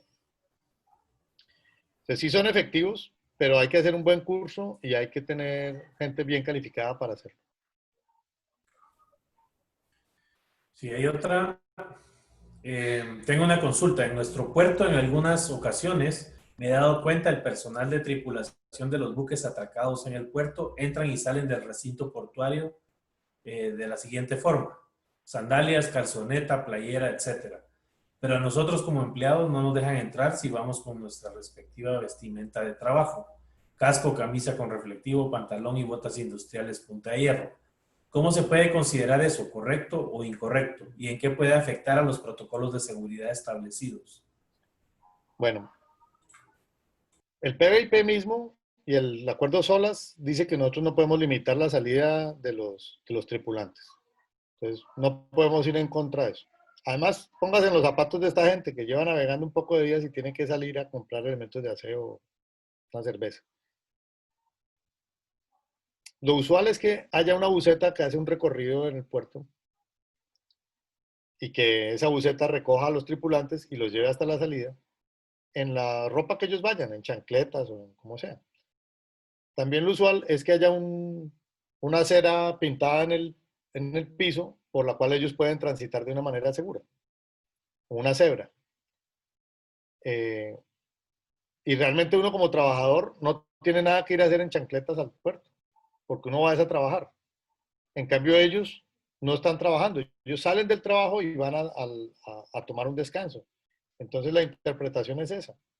Si usted va a entrar como trabajador, usted tiene que ir a entrar con su ropa de trabajo y si tiene horario de trabajo.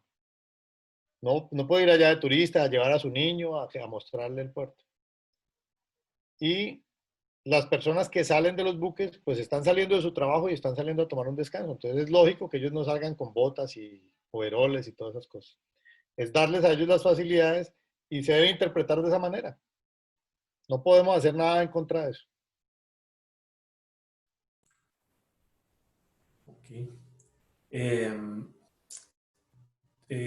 Tenemos algunos mensajes de agradecimiento, felicitándole por la buena información. Y hay una última que tiene que ver con el ejemplo que puso. Si es posible que les comparta el Excel, el ejemplo que puso, pero el Excel, no la Ah, imagen, sino el Excel. sí, Ricardo, sí. Yo te lo mando a ti si quieres y tú lo pones a disposición del que lo necesite, ¿te parece? Claro. Y última pregunta, con esta vamos a cerrar. ¿Qué desventajas tiene el código PBIP? La desventaja,